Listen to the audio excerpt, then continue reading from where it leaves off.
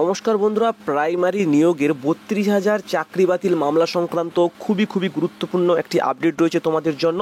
তো বন্ধুরা, তোমরা কম বেশি প্রত্যেকেই জানো 2014 এবং 2016 সালে যে নিয়োগ হয়েছিল সেই নিয়োগের প্রায় 32,000 এমন শিক্ষক শিক্ষিকা রয়েছে যারা পুরোভাবে কমপ্লিটলি কিন্তু ইন্টারভিউতে যে অ্যাপটিটিউড টেস্ট কিংবা তাদের যে যোগ্যতা সেই যোগ্যতা মান পরীক্ষা না দিয়েই তারা চাকরিটা পেয়েছিল বলে কিন্তু অভিজিৎ গঙ্গোপাধ্যায় ইতিপূর্বেই তাদের চাকরিটা কিন্তু বাতিল করে দিয়েছিল। তো সেই চাকরি বাতিল সংক্রান্ত এই মামলার কিন্তু আবার শুনানি হলো কলকাতা হাইকোর্টে। তো তোমরা প্রত্যেকেই জানো এই যে 32,000 চাকরি বাতিল মামলাটি এটা সুপ্রিম কোর্ট পর্যন্ত গড়িয়েছিল এবং সুপ্রিম কোর্ট থেকে কিন্তু এই মামলাটিকে আবার ফিরিয়ে দেওয়া হয়েছে। তো গতকাল এই যে 32,000 চাকরি বাতিল মামলার সেই মামলার শুনানিতে দেখা যাচ্ছে যারা ইন সার্ভিস টিচার রয়েছে তাদের কিন্তু ঘুম উড়ে গেছে।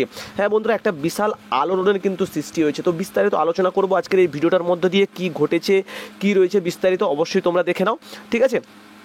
তো বন্ধুরা, হাইকোর্টে 32,000 প্রাথমিক শিক্ষকের চাকরি বাতিল মামলার শুনানি হয়েছে গতকাল। বিচারপতি তপব্রত চক্রবর্তীর ডিভিশন বেঞ্চে এই মামলার শুনানি হলো। এই মামলাটি রাজ্য জুড়ে আলোড়ন সৃষ্টি করেছে এবং বহু শিক্ষকের ভবিষ্যতে অনিশ্চয়তার মধ্যে ফেলে দিয়েছে। তো মামলার প্রেক্ষাপটটা কী ছিল? মামলার শুনানিতে বিচারপতিরা দুর্নীতির বিষয়ে কঠোর মনোভাব প্রকাশ করেছেন। বিচারপতি চক্রবর্তী প্রশ্ন তুলেছেন যে যদি প্রশাসনিক আধিকারিক এবং মন্ত্রীদের জড়িত থাকার মতো বড় ধরনের দুর্নীতি দেখা যায়, বিশেষ করে যদি টাকার বিনিময়ে চাকরি পাওয়ার অভিযোগ ওঠে, তাহলে বিচারপতিদের কি করা উচিত? তিনি জোর দিয়ে বলেছেন যে বিচারপতি এই ধরনের দুর্নীতিকে উপেক্ষা করতে কোনো রকমই পারেন না। আদালতের পর্যবেক্ষণ কি রয়েছে? আদালত জানিয়েছে যে প্রাথমিক শিক্ষা পর্ষদের দেওয়া নথি থেকেই প্রাথমিক শিক্ষক নিয়োগ প্রক্রিয়ার দুর্নীতি ও অনিয়মের প্রমাণ উঠেছে। এই বিষয়ে পর্ষদের কাছ থেকে আরও ব্যাখ্যা চাওয়া হবে বলে জানিয়েছে আদালত। সেই 32,000 প্রাথমিক শিক্ষকের চাকরি বাতিল হয়েছে তাদের আইনজীবীদের ডিভিশন বেঞ্চের কড়া প্রশ্নের মুখে পড়তে হয়েছে। তো আদালতের মন্তব্য থেকে এটা স্পষ্ট যে এই মামলায় দুর্নীতি ও অনিয়মের ব্যাপকতা দেখেই এই ধরনের কঠোর মন্তব্য করা হয়েছিল। তো মামলার মূল বিষয়গুলি কি রয়েছে?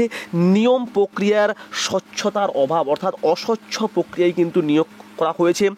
অনেক অযোগ্য প্রার্থী টাকার বিনিময়ে চাকরি পেয়েছেন বলে কিন্তু মনে করা হয়েছে।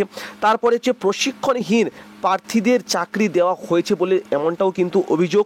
তাও নিয়োগের ক্ষেত্রে সংরক্ষণ নীতি মানা হয়নি বলেও কিন্তু অভিযোগ করা হয়েছে। তো এই চারটি যে বিষয় তার উপর ভিত্তি করেই কিন্তু অভিজিৎ গঙ্গোপাধ্যায় চাকরি বাতিল করে দিয়েছিল বলে কিন্তু মোটামুটি আমাদের বিচারপতি তপব্রত চক্রবর্তী তিনি কিন্তু জানিয়েছেন। তো এই কথাগুলো শুনে যারা চাকরি প্রার্থী রয়েছে বা যাদের চাকরিটা বাতিল হয়েছিল তাদের কিন্তু ঘুম উড়ে গেছে। এছাড়া যারা এখনো পর্যন্ত চাকরি করছে তারাও কিন্তু অনিশ্চয়তার মধ্যে এখন পড়ে গেছে। তো ভবিষ্যতে কি প্রভাব পড়তে পারে? এই মামলায় কলকাতা হাইকোর্টের ডিভিশন বেঞ্চের পর্যবেক্ষণ অত্যন্ত গুরুত্বপূর্ণ। বিচারপতিরা স্পষ্ট করে দিয়েছেন যে তারা দুর্নীতির বিরুদ্ধে কঠোর ব্যবস্থা নিতে দ্বিধা করবেন না। যদি দুর্নীতি প্রমাণিত হয় তাহলে দোষীদের বিরুদ্ধে কঠোর ব্যবস্থা নেওয়া হবে বলে জানিয়েছে আদালত। এই মামলার রায় রাজ্যের শিক্ষা ব্যবস্থার উপর বড় একটা প্রভাব ফেলবে। যদি আদালত চাকরি বাতিলের সিদ্ধান্ত বহাল রাখে তাহলে বহু শিক্ষকের জীবন অনিশ্চিত হয়ে পড়বে। অন্যদিকে যদি দুর্নীতি প্রমাণিত হয় এবং দোষীদের শাস্তি হয় তাহলে এটা রাজ্যের শিক্ষা ব্যবস্থার স্বচ্ছতা ফিরিয়ে আনার ক্ষেত্রে একটি বড় পদক্ষেপ হবে বলে মনে করছে আইনজীবীরা।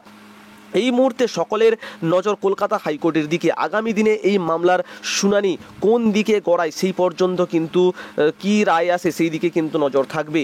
তো এই মামলাটি কেবল 32,000 শিক্ষকের যে ভবিষ্যৎ নির্ধারণ করবে তা কিন্তু নয়, রাজ্যের শিক্ষা ব্যবস্থার ভবিষ্যতের রূপকেও নির্ধারণ করবে। আগামী দিনে যে শিক্ষক নিয়োগগুলো হবে তাদের যে স্বচ্ছতা সেই স্বচ্ছতাও কিন্তু বজায় থাকবে এই রায়ের মধ্য দিয়ে। তো দেখা যাক আগামী দিনে কি আপডেট আসে, এই মামলার শুনানি কবে নাগাদ শেষ হয় এবং পরবর্তীতে কি হয় বিস্তারিত আপডেট তোমাদের কাছে আলোচনা করব। তো আশা করি তোমরা বুঝতে পারলে গতদিন আমাদের কলকাতা হাইকোর্টে 32,000 চাকরি বাতিল মামলা সংক্রান্ত কি শুনানি হলো, কি রয়েছে বিস্তারিত, কেনই বা আগামী দিনে চাকরি প্রার্থীরা দ্বিধার মধ্যে রয়েছে, যারা চাকরিগ্রস্ত অবস্থায় রয়েছে বা যারা চাকরি করছে তাদের যে ভবিষ্যৎ অন্ধকার কিংবা ভবিষ্যৎ একটা অনিশ্চয়তার মধ্য দিয়ে যাচ্ছে কেন, সেটা আশা করি তোমরা বুঝতে পারলে। তো যদি কোনো রকম সমস্যা হয়ে থাকে অবশ্যই কমেন্ট বক্সে কমেন্ট করে জানাবে। আর যদি তোমাদের ভালো লেগে থাকে চ্যানেলটিকে সাবস্ক্রাইব করো, লাইক করো, বন্ধুদের মাঝখানে শেয়ার করো। দেখা হচ্ছে পরবর্তী ভিডিওতে। ভালো থেকো সবাই, সুস্থ থেকো সবাই। Thanks for watching. টাটা, জয় হিন্দ, বাই।